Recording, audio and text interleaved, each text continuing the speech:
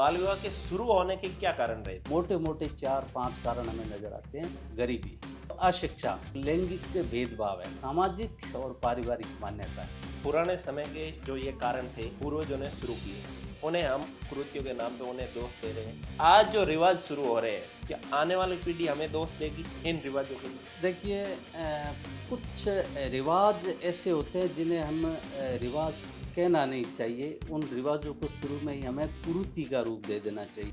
Love marriage और arrange marriage, आप इन दोनों में से किसे सही ठहराते हैं? सामाजिक स्तर की बात करें जी। तो अरेंज मैरिज में कोई नुकसान मुझे नज़र नहीं आता। अभी कुछ समय पहले एक सामाजिक स्तर पर निर्णय हुआ था जिसे तुगलकी फरमान कहा गया, स्मार्टफोन बैन, लेकिन यह कहाँ तक सही था? टेक्नोलॉजी अपने आप में बुरी नहीं है, लेकिन हम टेक्नोलॉजी का यूज़ किस पर्पज़ से कर रहे हैं ये बुराई है। यदि मुझे कह दिया जाए कि आप फ़ोन का इस्तेमाल नहीं करें, तो हो सकता है कि मैं कुछ चीज़ें ऐसी है जो मेरे पास में आनी चाहिए थी, मैं वो उनसे नहीं आ दूर पाई। होता था। जब मासिक धर्म अपवित्र है, महिला के कोख से ही जन्म लेना पवित्र माना जाता है, इसके पीछे का मतभेद क्या हो सकता है? प्रकृति द्वारा रचित किसी भी चीज़ पर यदि हम उँगली उठा रहे हैं, तो मुझे लगता है कि हम उसकी योग्यता पर सब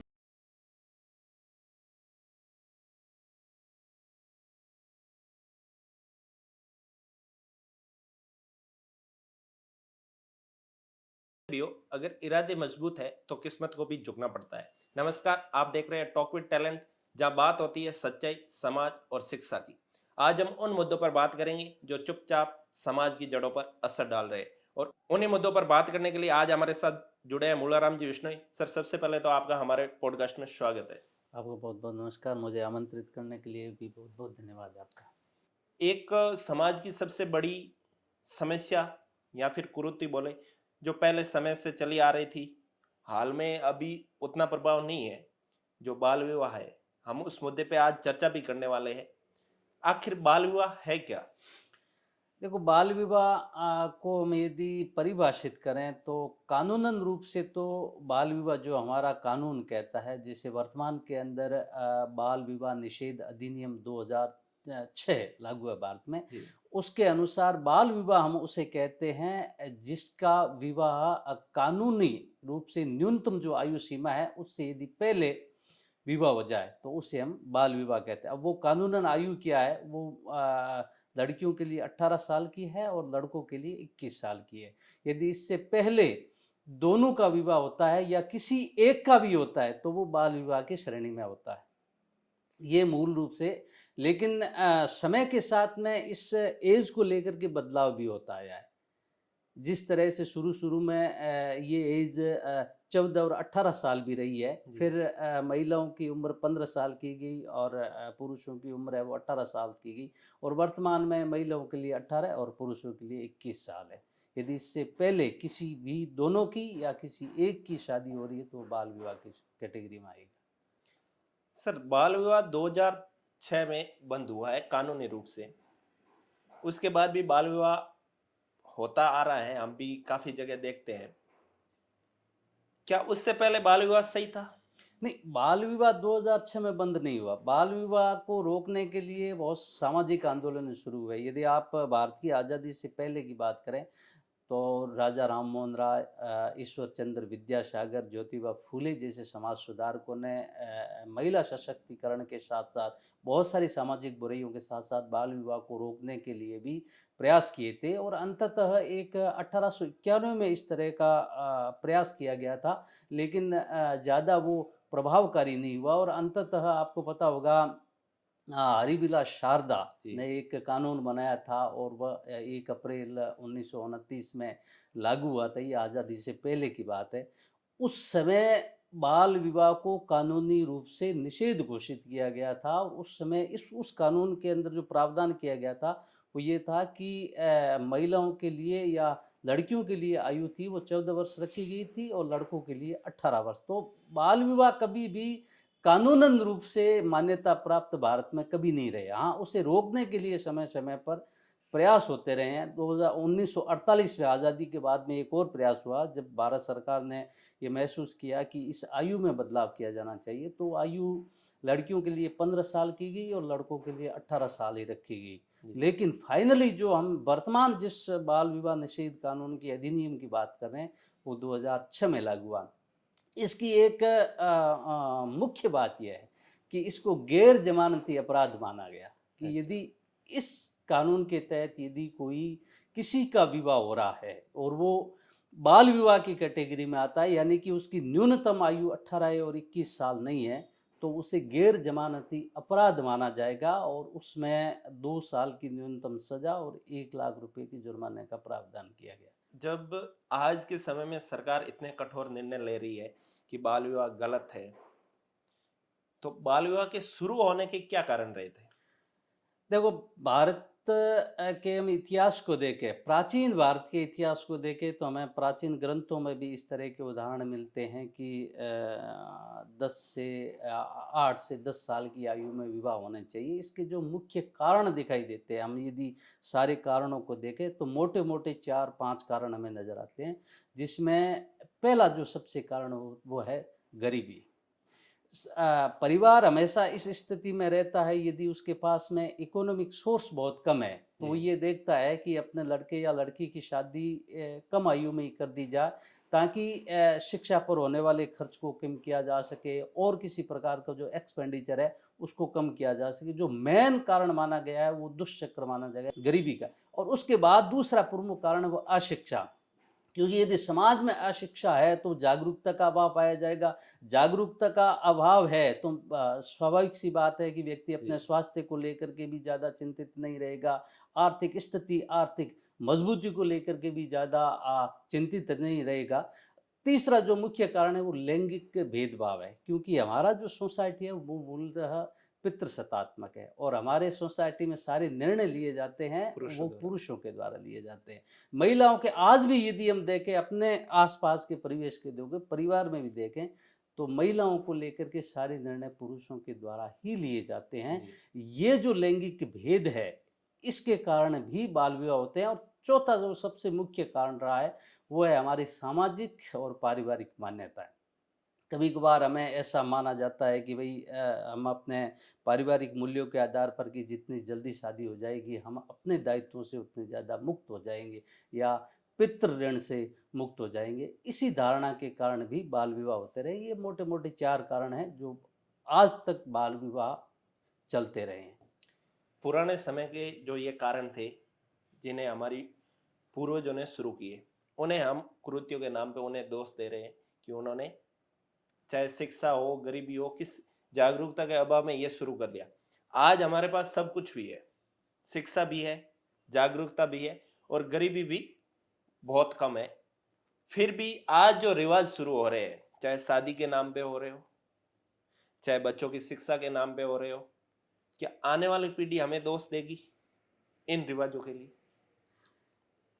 देखिए, कुछ रिवाज ऐसे होते हैं जिन्हें हम रिवाज कहना नहीं चाहिए। उन रिवाजों को शुरू में ही हमें कुरीति का रूप दे देना चाहिए, क्योंकि जिस तरीके के बदलाव कभी कभार एक बदलाव शुरू हुआ, एक को देकर के दूसरे ने किया, क्योंकि जो डिफ्यूजन थ्योरी है, जी। एक डिफ्यूजन थ्योरी है ज्योग्राफी के अंदर, वो ये कहती है कि कोई यदि एक नया प्रयोग किया जाता है तो वो धीरे धीरे एक व्यक्ति से लेकर के समाज के निचले स्तर तक जाता है। जी। तो ये जो डिफ्यूजन थ्योरी है, जिस तरीके से कोई एक चीज शुरू हुई सामाजिक स्तर पर और समाज को देखा देखी उसको लगातार कोई दूसरा कर रहा है, तो उसे हम सामाजिक परंपराएं नहीं कह सकते हैं। जी। ये केवल एक कुरीति का प्रसार कह सकते हैं हम कि एक छोटे स्तर से शुरू हुई कुरीति समाज के बड़े स्तर पर फैल रही है और उसको रोकने का प्रयास हम लोग ही कर सकते हैं, सामाजिक स्तर पर कर सकते हैं। कुछ चीज़ें ऐसी है जो कानूनी दायरे में रह करके की जा सकती है, कुछ चीज़ें ऐसी होती है जो हमें सामाजिक रूप से संगठित होकर के करने की ज़रूरत है, तो इन्हें हमें प्रारंभिक स्टेज पर ही रोकने की ज़रूरत है। यह भी बात सही है कि हम रिवाज नहीं कह सकते, कुरीति का रूप देना भी सही है। कुरीति को हमेशा बोझ गरीबों पे पड़ा है, लेकिन जब भी कोई नया काम शुरू होता है तो वो समाज के या तो उच्च परिवार द्वारा किया जाता है या अमीर वर्ग द्वारा किया जाता है। तो जब शुरू उनके द्वारा किया जाता है और उनका बोझ निचले स्तर या गरीब जो तबका है समाज का, आर्थिक रूप से कमजोर है, उनको ही क्यों उठाना पड़ रहा है?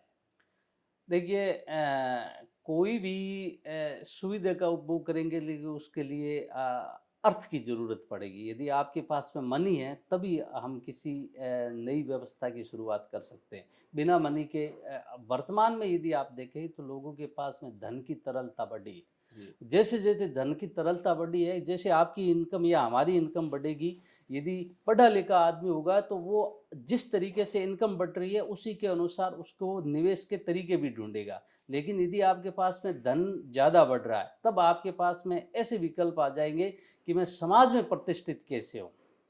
ये भी एक कारण है और उसमें सबसे बड़ा काम होता है दिखावे का कि मैं किस-किस प्लेटफ़ॉर्म पर जाकर के मेरे धन का प्रदर्शन कर सकता हूँ और वो सबसे मंच होता है विवाह।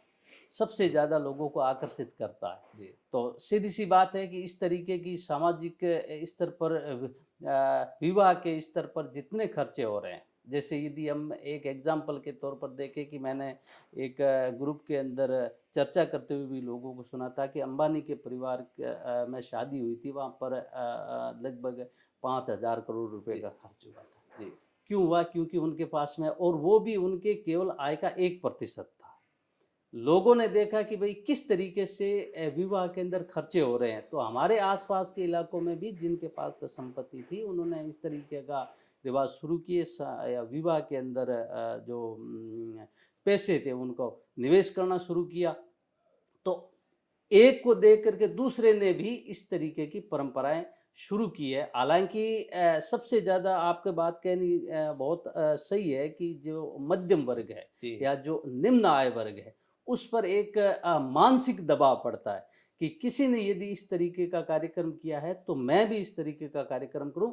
लेकिन मेरा ऐसा मानना है कि इस तरीके के मानसिक दबाव में किसी को नहीं आना चाहिए। आप अपने संसाधनों के अनुरूप किसी भी प्रकार की व्यवस्था करें और वो भी व्यवस्था ऐसी होनी चाहिए जो आपके अर्थव्यवस्था पर या आपके जो संसाधन है उस पर कोई विपरीत प्रभाव न पड़े और आने वाली पीढ़ी भी उनको सहन कर सके।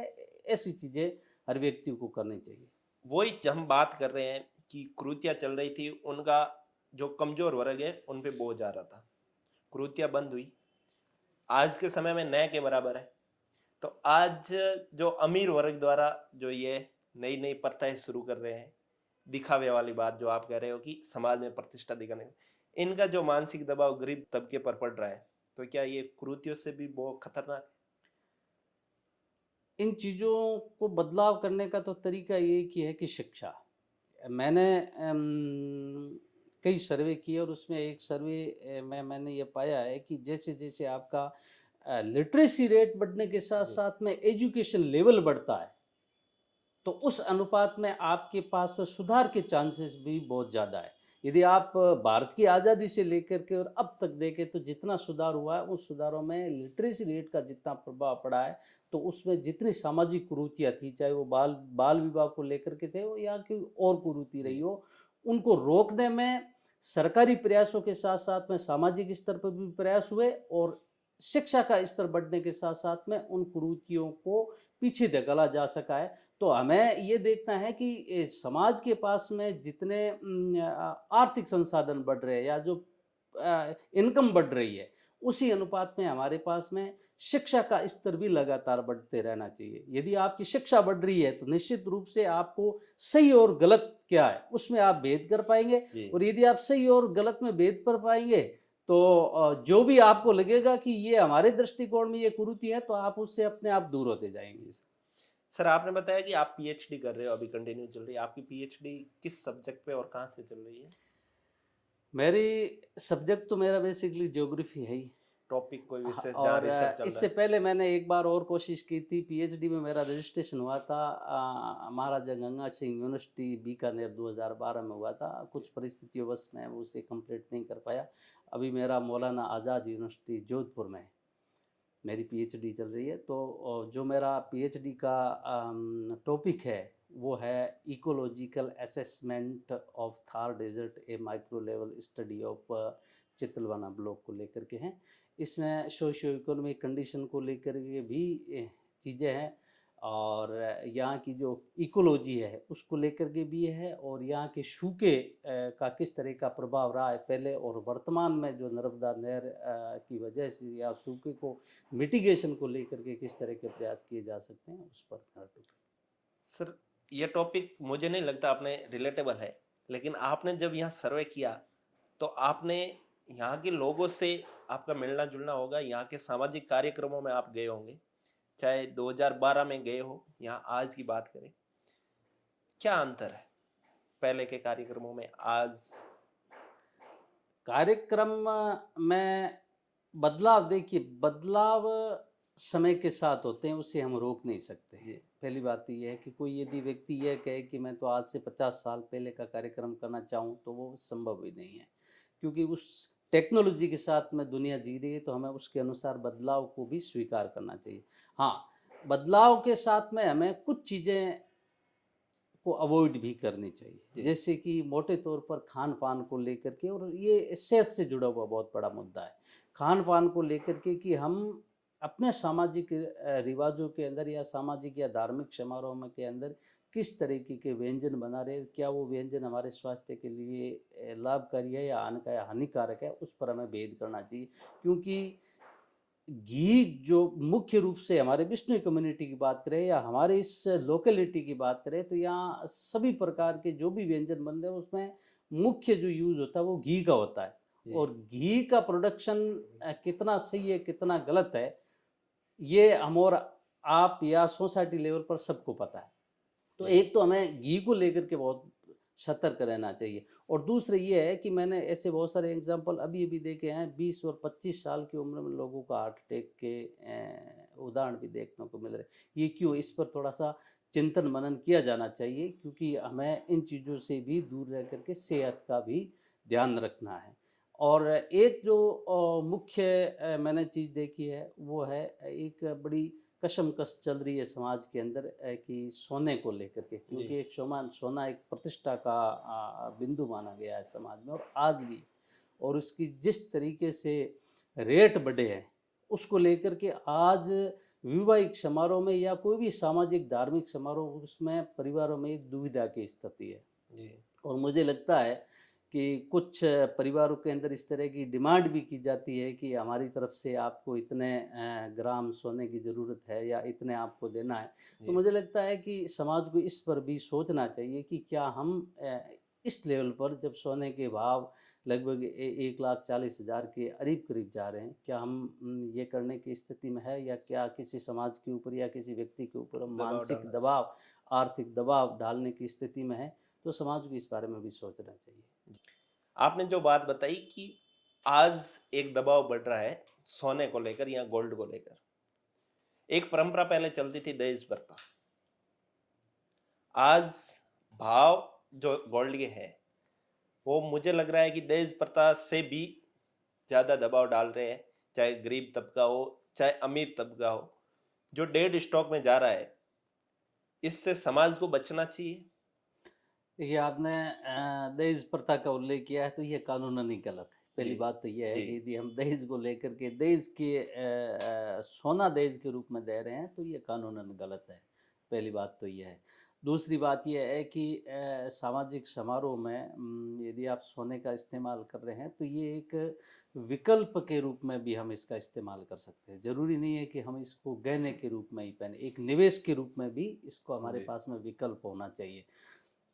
क्योंकि आपके पास में सोना आभूषण के रूप में रखना और एक आपको निवेश के रूप में रखना, इन दोनों में बहुत फ़र्क है। बहुत तो फर्क। मुझे ऐसा लगता है कि समाज के पास में यदि किसी की स्थिति है सोना रखने की या तो गहने के रूप में न रख करके वो एक निवेश के रूप में भी विकल्प के रूप में देख सकते हैं। ये एक बहुत अच्छा विकल्प है, और आने वाले समय में सोने के अंदर जो निवेश है वो आपको रिटर्न बहुत ज़्यादा दे सकता है, बशर्ते कि आप इस अनावश्यक आपाधापी के दौर में न घुस करके एक विकल्प के रूप में अपनाएं। क्योंकि देखो, सुधार की प्रक्रिया किसी न किसी को तो करनी है। जी। यदि आप इस तरीके से करें कि भाई सोने के आभूषण न दें, जैसे कि आप दहेज के रूप में कह रहे हैं, तो मुझे लगता है कि सामाजिक समारोह में भी जो एक तरह का स्वाभाविक रूप देखने को मिलेगा, वो भी अलग होगा, और लोगों की आर्थिक स्थिति में भी सुधार आएगा यदि वो गोल्ड में निवेश करते हैं तो। गोल्ड अच्छा रिटर्न दे के जाएगा, तो हम ये मान के चल रहे हैं कि जो डेड स्टॉक है वो भी एक अच्छा विकल्प भी है। हालांकि कुरीतियां बहुत है। हमारा मेन टॉपिक था बाल विवाह, हम वापस उस ओर मुड़ते हैं। भारत में बाल विवाह की आज क्या स्थिति है? क्या यह खत्म हो चुका है? भारत में अलग अलग तरीके के रिपोर्ट्स हमारे पास में है। संयुक्त राष्ट्र संघ की रिपोर्ट है, यूनिसेफ की रिपोर्ट है, और नेशनल फैमिली हेल्थ सर्वे की भी रिपोर्ट है। जी। मोटे मोटे तौर पर यदि हम बात करें, यूनिसेफ की बात करें, तो 2023 की ये रिपोर्ट बताती है यूनिसेफ की कि भारत के अंदर, विश्व के अंदर जितने बाल विवाहित है उसका 1/3 भाग भारत में है। यानी मतलब कि 33%। हाँ, तो ये सबसे ज़्यादा है। यदि हम फैमिली हेल्थ सर्वे की रिपोर्ट की बात करें, राउंड फिफ्थ की, तो उसके अनुसार भारत के अंदर जो बाल विवाह की रेट है वो 23 से 24% के बीच में है। हालांकि पिछले 2 दशक में इसमें बहुत अच्छा सुधार हुआ है, लेकिन 22-23% भी मुझे लगता है कि बहुत ज्यादा है। ये बहुत ज़्यादा रेट है। और ये जो पिछले 2 दशकों में गिरावट का भी एक मुख्य कारण ये रहा है कि एक तो 2006 के अंदर जो कानून बना। बाल विवाह प्रतिषेध कानून लागू हुआ, और उसमें उसको गैर जमानती अपराध घोषित किया गया। इस वजह से भी बाल विवाह में काफ़ी कमी देखने गिरावट। को मिली है। इसके अलावा वैश्विक स्तर पर एक बहुत महत्वपूर्ण बदलाव हुआ था कि संयुक्त राष्ट्र संघ ने 2015 में सतत विकास के लक्ष्य निर्धारित किए थे, और वो सतत विकास के लक्ष्य 17 लक्ष्य थे। उसमें जी। एक पांचवा भी लक्ष्य था, वो था लैंगिक समानता और महिला सशक्तिकरण। उसमें 5.3 में ये उल्लेख था बाल विवाह को रोकना। तो वैश्विक स्तर पर इस लक्ष्य को निर्धारित करते हुए न केवल भारत में बल्कि पूरे विश्व में संयुक्त राष्ट्र संघ की अलग अलग संस्थाओं, एनजीओ के द्वारा ये प्रयास किए गए कि विश्व को बाल विवाह से मुक्त किया जाए, और ये प्रयास भारत में भी चल रहे हैं। मुझे लगता है नवंबर 2024 में भारत सरकार का महिला और बाल विकास मंत्रालय है, इसने एक अभियान जारी किया था, और ये अभियान मुख्यतः इसी सतत विकास लक्ष्य को लेकर के था। और वो ये था कि भारत को बाल विवाह मुक्त राष्ट्र घोषित किया जाए, ये 2030 तक लक्ष्य निर्धारित, क्योंकि जो सतत विकास के लक्ष्य है वो सारे लक्ष्य 2030 तक हासिल करने हैं। जी। तो इसीलिए भारत सरकार ने भी इस तरीके का प्रोग्राम शुरू किया है कि भारत को भी 2030 तक बाल विवाह मुक्त राष्ट्र घोषित किया जाए। हालांकि ये बहुत चुनौतीपूर्ण है, और उसमें सरकार अपने स्तर पर प्रयास जितना कर रही है। कर रही है, सामाजिक स्तर पर और धार्मिक स्तर पर भी लोगों को प्रयास किया जाना चाहिए, व्यक्तिगत स्तर पर भी प्रयास किए जाना चाहिए। सर, इतने कानून है, हालांकि सुधार भी हुआ है, फिर भी बाल विवाह क्यों और कैसे हो रहे हैं? बाल विवाह के मैंने आपको पहले ही चार चार कारण बता दिए मोटे मोटे। बाल विवाह होने के मुख्य कारण अभी भी यही वही है। है। हालांकि बाल विवाह को रोकने को लेकर के एक और संयुक्त राष्ट्र संघ की रिपोर्ट आई है 2024 में, मैं उसका जिक्र करना चाहूँगा। उसमें एक बहुत महत्वपूर्ण बात कही गई है कि बाल विवाह की दर में लगातार गिरावट क्यों हो रही है, देखने को मिल रही है। तो उसमें जो पहला पॉइंट है, 99% लोगों ने इस पर सहमति जताई है कि जागरूकता की वजह से लोगों में जागरूक अवेयरनेस आ रही है जी। इसको लेकर के।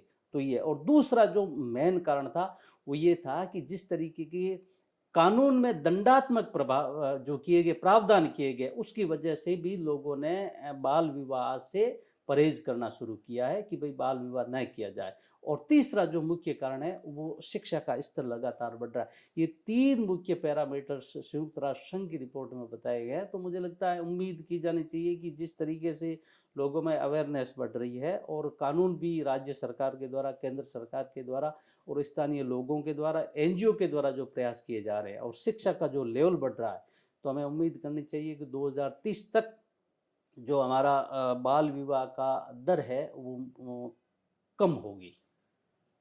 सर, बाल विवाह से आगे बढ़े, हालांकि हमारे समाज में आज ये बंद हो चुका है, लेकिन आज समाज में एक बड़ी समस्या के रूप में उभर रहा है, लव मैरिज और अरेंज मैरिज।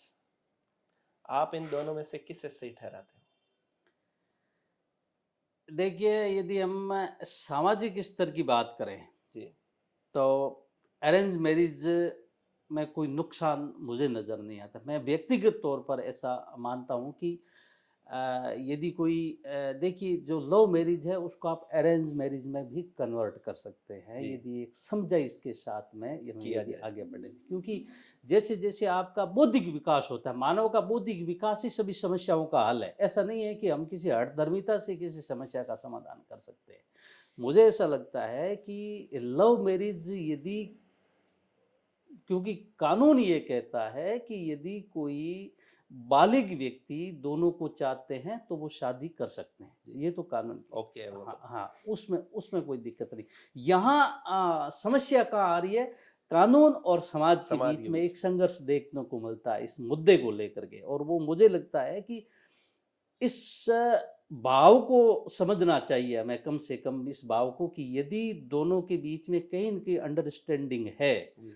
तो मुझे लगता है कि दोनों पक्षों को बैठ करके उसको एक अरेंज मैरिज में भी, लव कम अरेंज मैरिज में कन्वर्ट किया तब्दील, जाए। हाँ, कन्वर्ट किया जा सकता है, और करना भी चाहिए, इसमें कोई बुराई नहीं है। क्योंकि इसमें न तो किसी की हार है न किसी की जीत है, आखिरकार दोनों के बीच में एक सामाजिक समझौता है। जी। विवाह ही एक सामाजिक समझौता है कि जी। भाई दो, एक परिवार हो लंबे समय के साथ रहने के लिए और अपने परिवार को बढ़ाने के लिए ही, ये एक धार्मिक फिलोसॉफी भी है कि भाई विवाह क्यों किए जाते हैं, तो इसको हम कर सकते हैं। तो मेरी दृष्टिकोण में समाज को एक संतुलनकारी कार्य करना चाहिए। कार्य करना चाहिए। इसमें हठधर्मिता करने की बजाय यदि समझाइश से काम करें तो मुझे लगता है कि कहीं कोई समस्या नहीं है। जिस तरह बाल विवाह को बंद करने के लिए जागरूकता फैलाई गई, प्रचार प्रसार हुए कि बाल विवाह गलत है, महिलाओं के लिए असमानता की स्थिति पैदा करते हैं, तो क्या आज जो मुद्दा चल रहा है लव मैरिज और अरेंज मैरिज का, तो लोगों के अंदर जागरूकता फैलानी चाहिए कि यदि बालिग लड़का लड़की है, अगर वो चाहते हैं तो उनका लव कम अरेंज मैरिज किया जाना चाहिए, या फिर आप कोई एंगेजमेंट फंक्शन रख रहे हो उससे पहले लड़की और लड़के दोनों की इच्छाएं पूछनी चाहिए। बहुत कम होता है आज भी कि लड़कियों को पूछा जाए, उनकी इच्छाओं को आज भी दबाया जा रहा है, तो क्या इस मुद्दे पर भी जागरूकता करनी चाहिए? भारतीय जो सोसाइटी है उसका हम यदि इतिहास देखें तो ये पितृसत्तात्मक जी। परिवार सामाजिक संकल्पना है, और इसमें हमेशा से ही पुरुषों की प्रमुखता रही है और आज भी प्रमुखता है। इसमें किसी को कोई संदेह नहीं होना चाहिए। लैंगिक समानता सस्टेनेबिलिटी डेवलपमेंट गोल्स में एक शामिल होता है लैंगिक समानता, जी। यानी कि आप लिंग के आधार पर किसी के साथ में कोई भेदभाव न करें। और मैं तो ये कहता हूँ कि जब किसी समाज का बौद्धिक विकास होता है तब ये लैंगिक जो असमानता है वो धीरे धीरे कम होती जाती है। हमारे भी सोसाइटी के अंदर शिक्षा का लेवल बढ़ा है, लोगों का इनकम भी बढ़ी है, और इनकम के साथ साथ में सीधी सी बात है समझ भी और बौद्धिक विकास भी बड़ा है। निरंतर रूप से बढ़ भी रहा है और बढ़ा है, इसमें किसी को कोई संदेह नहीं है। जी। तो मेरा ऐसा स्पष्ट रूप से मानना है कि लव मैरिज को लेकर के या लड़के और लड़की की शादी को लेकर के यदि आप दोनों के बीच में एक संतुलनकारी रवैया अपनाएं, कि जैसे मान लीजिए पहले के ज़माने में शादियां इस तरीके से होती थी कि लड़के या लड़की को किसी को पता नहीं होता था, और एंगेजमेंट हो हाँ, जाती। एंगेजमेंट होती थी, ये मैंने देखा है। और मैंने ऐसे भी एग्जाम्पल देखे हैं कि शादियां इस फॉर्मेट में होती थी कि एक घर पर लड़का था तो उसकी शादी होती थी आटे शाटे के अंदर। हाँ। तो एक घर के अंदर लड़का था, उसकी शादी होगी, इस शर्त पर होती थी कि आपके परिवार में जब भी लड़की होगी तो वो हमारे घर पर आएगी। मतलब कि हमारे यहाँ शादी का प्रचलन ऐसा भी एक दौर देखा गया था कि आपके घर पर लड़की नहीं है लेकिन उस जन्म से पहले भी उसका आप रिश्ता तय कर रहे हैं। बहुत बहुत जगह ऐसा था। हाँ, बहुत बहुत जगह ऐसा था, ये हमने हमने देखा भी है, लेकिन अब स्थिति में नहीं, वो काफ़ी पिछले लगभग 30-40 साल में बहुत बदलाव आया। जब इसमें ये बदलाव आ सकता है तो मुझे लगता है कि इसमें भी बदलाव आना चाहिए कि दोनों की सहमति, क्योंकि आखिरकार 2 परिवारों को, 2 लड़के और लड़की को एक लंबे समय तक साथ में रहना है। तो सहमति, असहमति को लेकर के भी विचार-विमर्श समाज में होना चाहिए, दोनों के बीच में भी होना चाहिए। आखिरकार जो परिवार का संतुलन है वही आपकी जीवन की सफलता को तय करता है। जी। नहीं तो जिस तरीके के वर्तमान परिदृश्य में एक जो संक्रमणकालीन दौर चल रहा है, जिसमें कुछ विचार ऐसे हैं जो कहते हैं कि भाई जो हमारी परंपराएं चल रही है उसी को यथावत रखा जाए।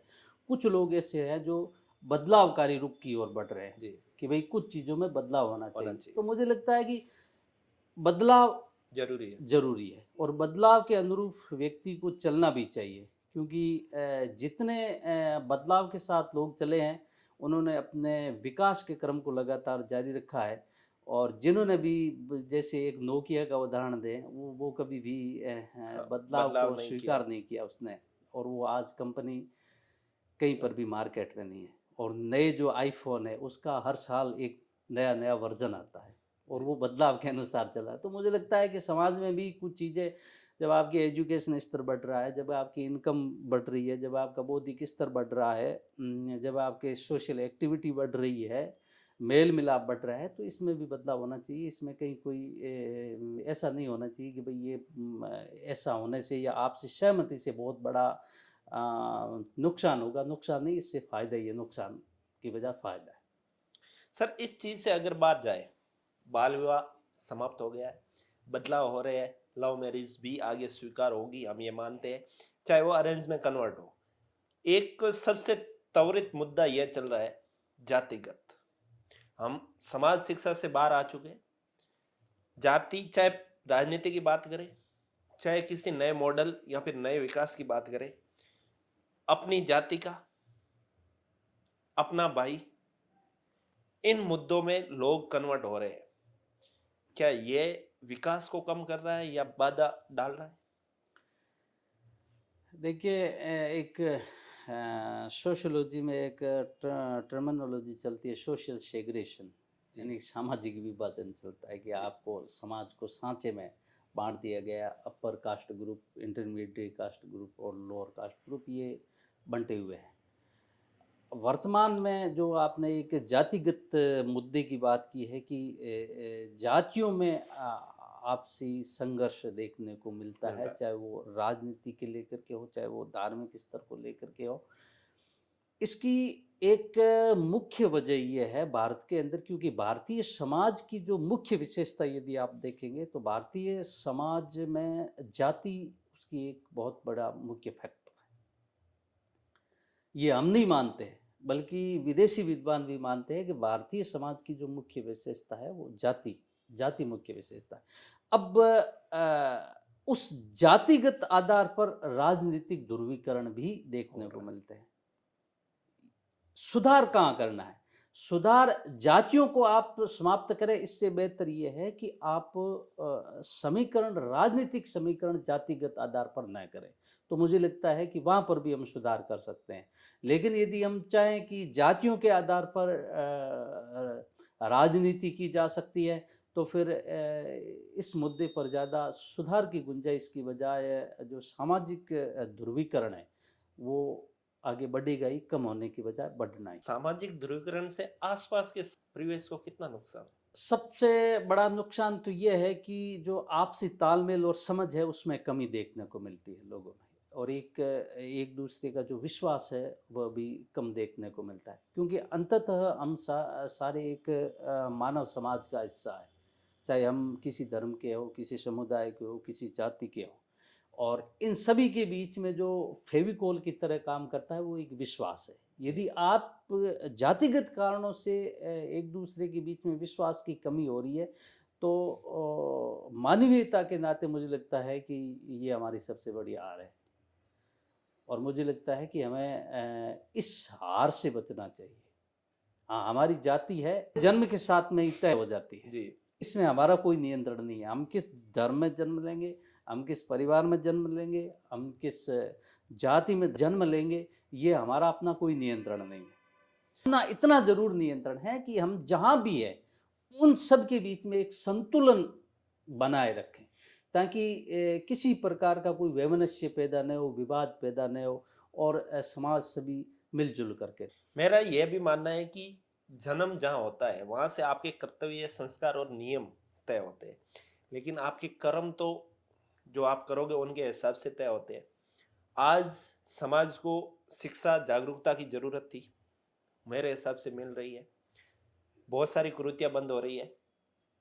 फिर भी अभी भी अदर कंट्रीज को देखे तो भारत, अदर सिटीज को देखे तो राजस्थान, और अदर जो डिस्ट्रिक्ट है उनको देखे तो हमारा क्षेत्र आज भी पिछड़े की श्रेणी में आ रहा है। उनमें किस प्रकार से सुधार हो सकता है, और मेन फोकस मैं चाहता हूँ आप युवा वर्ग को दो, ताकि वो इन चीजों में, सामाजिक कुरीति हो चाहे सामाजिक ध्रुवीकरण हो, इनमें बदलाव कर सके। पिछड़ेपन की जब बात आती है तो एक मानव विकास सूचकांक विश्व के स्तर पर भी जारी किया जाता है और राज्य सरकारें भी, पहले भारत सरकार और राज्य राजस्थान सरकार ने भी एक बार अपना मानव विकास सूचकांक जारी किया था। उसमें अपना जालोर निचले पायदान पर था ठीक। और लिटरेसी रेट की बात करें तो फीमेल लिटरेसी रेट में जालोर सबसे पिछड़ा है। पिछड़ा। भारत के अंदर बात करें हम महिला साक्षरता की तो राजस्थान इस मामले में भी पूरे भारत में पिछड़ा है। तो अंततः मानव विकास के जो सूचकांक है, स्वास्थ्य, शिक्षा, आपके रहन सहन का स्तर, इस आधार पर टोटली आपका मानव विकास का सूचकांक तय होता है। हमें ये प्रयास करने चाहिए कि हमारी शिक्षा का स्तर बढ़े, हमारे रहन सहन का स्तर बढ़े, हमारे लिविंग स्टैंडर्ड बढ़े। इसमें जितना सुधार हो सकता है हमें करना चाहिए। इन सभी के बीच में हमें, चाहे वो कोई भी सामाजिक, जैसे आपने कहा कि जिस तरीके सामाजिक ध्रुवीकरण बढ़ रहा है, इन चीज़ों को हम अवॉइड कैसे करें। अवॉइड करने का एक ही तरीका है कि हम जितना समाज विकास की ओर बढ़ेगा, वैज्ञानिक सोच के साथ विकास की ओर बढ़ेगा, उसमें उतना ही ध्रुवीकरण कम होगा। वेस्टर्न कंट्रीज़ को देख लीजिए, कुछ लोग उनकी आलोचनाएँ करते हैं, लेकिन आलोचनाएँ करने के बावजूद भी वो विकसित देशों की श्रेणी में हैं जी। और आज वो विश्व के आपूर्तिकर्ता देशों में शामिल है। जी सर। हमें इस चीज़ों को स्वीकार करना पड़ेगा। कुछ चीज़ें हमारी अच्छी है तो वो स्वीकार करें, कुछ चीज़ें उनकी अच्छी है वो तो हम हमने स्वीकार करें। ये जो हमने क्या किया है कि हम ही अच्छे हैं, इस मूल भावना के साथ में ही हम यदि आगे बढ़ेंगे तो मुझे लगता है कि हम किसी सामने वाले को समझ नहीं पाएँगे। हमें समझना है, दूसरे को समझना है तो हमें दूसरों की परंपराओं को समझना होगा, रिवाजों को समझना होगा, उनके साथ में ढलना भी होगा और उनके साथ में मेल मिलाप भी बढ़ाना होगा। यदि ऐसा हम करेंगे तो मानव का जो बौद्धिक विकास है वो कभी भी निम्न स्तर की ओर नहीं जाएगा। नहीं तो फिर यही बात आएगी कि जातिगत ध्रुवीकरण है या सांप्रदायिकता है, इस तरीके के मुद्दे हमारी सोसाइटी में हमेशा तरह देखे हमेशा जाते। हाँ बने रहेंगे। और मेरा संदेश तो युवाओं को सबसे बड़ा ये है कि सबसे महत्वपूर्ण बात ये है कि आप एक पॉजिटिव सोच के साथ अपने एजुकेशन को उच्च स्तर तक लेकर के जाएं। और वर्तमान परिप्रेक्ष्य में हम एक बात करें तो ग्रेजुएशन की बजाय वर्तमान में आपका मिनिमम टारगेट पोस्ट ग्रेजुएशन होना चाहिए। इससे नीचे शिक्षा नहीं है। एजुकेशन जो अटेनमेंट है, जो शिक्षा का लेवल है, वो वहाँ तक तो आपको जाना है, क्योंकि शिक्षा ही वह आपके पास में हथियार है जो आपको सभी प्रकार की कुरीतियों से मुक्ति दिला सकता है और आगे भी बढ़ा सकता है।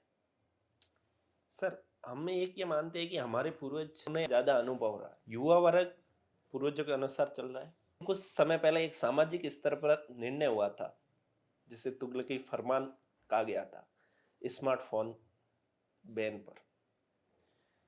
मानवाधिकार आयोग ने भी इस मुद्दे को उठाया था और काफी जो सोशल मीडिया इन्फ्लुएंसर है उन्होंने भी इस मुद्दे को बहुत उठाया था। वो मुद्दा अब शायद समाप्त भी हो गया है, लेकिन यह कहां तक सही था कि महिलाओं का स्मार्टफोन यूज करना उनको पीछे ले जा रहा है। देखिए, बौद्धिक विकास की जहाँ तक बात करें तो मनुष्य का क्रमिक रूप से बौद्धिक, हम सभी यदि हम मानव विकास की बात करें तो धीरे धीरे बंदर से मानव बने, इस तरीके का हमें क्रमानुगत विकास की अवधारणा देखने को मिलती है और विज्ञान का विषय भी है ये। जहाँ तक मुझे ये लगता है कि ज्ञान की बात है तो नॉलेज के रूप में नॉलेज पहले भी था और अब भी है। जी। टेक्नोलॉजी का लगातार रूप से सुधार हो रहा है जी। और जिस तरीके की टेक्नोलॉजी पहले नहीं थी, उस टेक्नोलॉजी का इस्तेमाल आज हम कर रहे हैं। जी। और वर्तमान में हमारे पास में दो पीढ़ी ऐसी देखने को मिलेगी जो एकदम नवीन टेक्नोलॉजी के साथ में जन्म ले रही है, और एक वो पीढ़ी है जो इस टेक्नोलॉजी को धीरे धीरे देखते हुए यहाँ तक पहुँची है। टेक्नोलॉजी अपने आप में बुरी नहीं है, लेकिन हम टेक्नोलॉजी का यूज़ किस पर्पज़ से कर रहे हैं, जी। ये बुराई है। यदि मुझे कह दिया जाए कि आप फ़ोन का इस्तेमाल न करें, तो हो सकता है कि मैं कुछ चीज़ें ऐसी हैं जो मेरे पास में आनी चाहिए थी, मैं वो उनसे नहीं आ दूर पाए। होता जाऊँगा, ये बात। लेकिन आपकी ज़रूरत क्या है? उस ज़रूरत के अनुसार आपको टेक्नोलॉजी का यूज़ करना चाहिए। और जो समाज इसको अवॉइड करेगा कि नहीं, टेक्नोलॉजी का हम यूज़ नहीं करेंगे, मुझे लगता है कि वर्तमान संदर्भ में ये बात तो कतई उचित नहीं है कि आप टेक्नोलॉजी को अवॉइड करके और अपने आप को समाज की मुख्य धारा या विकास की मुख्य धारा के साथ में जोड़ पाए, ये नहीं जोड़ संभव पाए। नहीं है। हाँ, आप ये कर सकते हैं कि जिस तरीके से टेक्नोलॉजी का विकास उपयोग हुआ, है। उस तरीके से लैंगिक भेद भी मिटाएँ। जी। ये एक तरह, मैं यही तो कह हाँ। रहा हूँ ना कि सस्टेनेबिलिटी डेवलपमेंट का पांचवा गोल है कि लैंगिक भेद ही मिटाना, कि महिलाएं फोन का इस्तेमाल नहीं कर सकती, ये एक तरह का लैंगिक भेद है। और सस्टेनेबिलिटी डेवलपमेंट गोल ये करती है कि 2020 तक हमने ये जो लिंग के आधार पर भेदभाव उसको समाप्त करना है। यदि आप इस तरीके के निर्णय लेंगे तो मुझे नहीं लगता कि हम लैंगिक भेदभाव को समाप्त कर रहे हैं। तो इससे अच्छा तो समाज टेक्नोलॉजी का उपयोग कैसे करना है, उनका सदुपयोग कैसे करना है, उस पर जागरूकता फैलाए। बिल्कुल, अवेयरनेस, यही तो मैंने कहा ना कि अवेयरनेस, जो बाल विवाह को रोकने के लिए जो संयुक्त राष्ट्र संघ ने एक जो सर्वे रिपोर्ट जारी की है, उसमें ये कहा है कि जो बाल विवाह इतने इस उच्च स्तर से निम्न स्तर की ओर जा रहा है, इसका मुख्य कारण क्या है? तो उन्होंने यही पाया कि अवेयरनेस की वजह से, लोगों में जागरूकता बढ़ने की वजह से वो बाल विवाह रुक रहे हैं। तो हमें भी अवेयरनेस लोगों के बीच में, सोसाइटी के बीच में, सबके बीच में फैलानी चाहिए, ताकि अपने आप ही पता चले कि देखिए क्या हमारे लिए सही है और क्या हमारे लिए गलत है, क्या हमें करना चाहिए, क्या हमें नहीं करना चाहिए। जब ये इन चीज़ों के अंदर भेद हो जाएगा तो हमें इस तरीके के प्रतिबंध लगाने की कहीं ज़रूरत ही नहीं रहेगी। वो भी बात सही है। एक क्वेश्चन जो मैं इसकी मतलब एग्री तो नहीं करता, हम ये भी पढ़ रहे हैं महिलाओं के लिए स्मार्टफोन यूज नहीं करना चाहिए, और मैंने कहीं पढ़ा है कि जो मासिक धर्म है वो अपवित्र माना जाता है। जब मासिक धर्म अपवित्र है, महिला के कोख से ही जन्म लेना पवित्र माना जाता है। इसके पीछे का मतभेद क्या हो सकता है? क्या पुरानी परंपराओं में जन्म तो आज भी पवित्र है, पहले भी पवित्र था, तो मासिक धर्म को अपवित्र क्यों माना गया? भगवान की बनाई हुई किसी भी, प्रकृति द्वारा रचित किसी भी चीज़ पर यदि हम उंगली उठा रहे हैं तो मुझे लगता है कि हम अपनी योग्यता पर सवाल खड़े कर रहे जी। हैं। पहली बात ये है कि भगवान है या नहीं है, ये न तो आज तक जान पाया है, और यदि कोई जानेगा वो एक अलग बात है। लेकिन प्रकृति ने जो जिस रूप में, जिस फॉर्मेट में हमें भेजा है, यदि उस पर हम उंगली उठा रहे हैं तो मुझे लगता है कि अभी हमें हमारे नॉलेज को और इम्प्रूव करने की ज़रूरत है।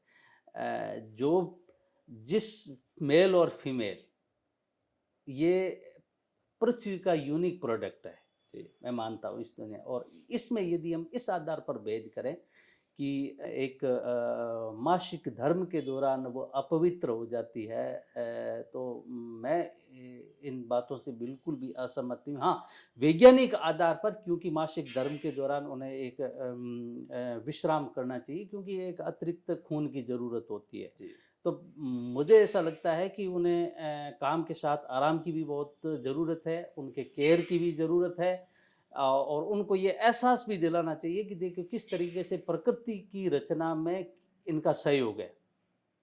जी। बनिस्बत हम ये कहें या ये दूषित है, ये एक रूढ़िवादी सोच के साथ में कही गई बातें इस पर ज़्यादा मुझे लगता है कि न तो ज़्यादा विश्लेषण किया जाना चाहिए और न ज़्यादा इन बातों को महत्व दिया जाना चाहिए, क्योंकि प्रकृति द्वारा रचित प्रत्येक चीज़ है वो संतुलन के साथ में बनाई गई है और उनका हमें सम्मान करना चाहिए। इस सृष्टि में ऐसा नहीं है कि ये पवित्र है, ये अपवित्र है, ये मानव मन के द्वारा रचित कल्पना है कि उसने अपनी सुविधा के अनुसार किसी चीज़ को पवित्र बता दिया, किसी चीज़ को अपवित्र बता दिया। विज्ञान के रूप में सभी यदि हम मूल्यांकन करें तो सभी समान हैं, सभी का वैल्यू एक जैसी है। उसमें हम न कम कर सकते हैं, न उसको हम ज़्यादा कर सकते हैं। और जहाँ तक बात आई कि रक्त की, तो रक्त शरीर में सबसे महत्वपूर्ण एलिमेंट जी होता है वो रक्त होता है। जी अब आप उस रक्त को, हाँ, रक्त दूषित हो सकता है, इससे कई प्रकार के रोग हो सकते हैं, उसका भी निवारण किया जा सकता है। लेकिन एक पर्टिकुलर चीज़ को लेकर के किसी को दूषित बता देना, मुझे लगता है कि ये एक रूढ़िवादी सोच है और उसका समर्थन नहीं किया जाना चाहिए। सर, रूढ़िवादी सोच को लेके आगे बढ़े तो हम एक अंतिम सवाल के साथ इसे यहाँ समाप्त करना चाहेंगे। महिलाओं के साथ असमानता, चाहे बाल विवाह हो, दहेज प्रथा हो, सती प्रथा हो या फिर बहु विवाह हो, पुराने समय से ये चला आ रहा है। आज लगभग ये खत्म हो चुका है। फिर भी एक गरीब परिवार में अमीर परिवारों की तुलना में महिलाओं को बहुत कम आंका जा रहा है। चाहे पारिवारिक निर्णय हो, चाहे किसी परिवार का समारोह हो या फिर किसी से बात करना। अमीर परिवार में आज भी चले जाओ, डायरेक्ट महिलाओं से हम बात करते हैं, लेकिन निम्न परिवारों में ऐसा नहीं है। इनमें किस तरीके से सुधार की आवश्यकता है और क्यों आवश्यक है? देखिए, जो आपने एक उदाहरण दिया कि अमीर परिवारों में इस तरह का भेदभाव, कम है। लैंगिक भेदभाव कम है, कम। निस्बत कम है। इसका एक मुख्य कारण ये है कि अशिक्षा, जब और अशिक्षा है तो जागरूकता की भी कमी देखने को जी मिलेगी। और एक स्वाभाविक संकोच भी लोगों के मन में रहता है कि भाई हम सोसाइटी से किस तरह से मिले। यदि आपके पास में शिक्षा है तो आप, शिक्षा का सबसे महत्वपूर्ण फ़ायदा ये है कि आप किसी एजुकेशन इंस्टीट्यूट में जाते हो तो वहाँ आपकी मुलाकात अलग अलग समाज के वर्गों से होती है। जी एक दूसरे को वो समझने का मौका मिलता है, अपने विचारों को व्यक्त करने का मौका मिलता है। तो मुझे लगता है कि सबसे महत्वपूर्ण तो ये है कि शिक्षा का स्तर बढ़े। जहाँ जहाँ शिक्षा का स्तर कम है वहाँ वहाँ रूढ़िवादी सोच हावी है, और जहाँ जहाँ शिक्षा का स्तर बढ़ा है वहाँ वहाँ रूढ़िवादिता नहीं है। आप एक एग्जाम्पल के तौर पर ये भी देख लीजिए कि एक बार ये कहा गया था कि जो सूर्य है ये पृथ्वी के चारों ओर चक्कर लगाता है, ये धार्मिक मान्यता थी।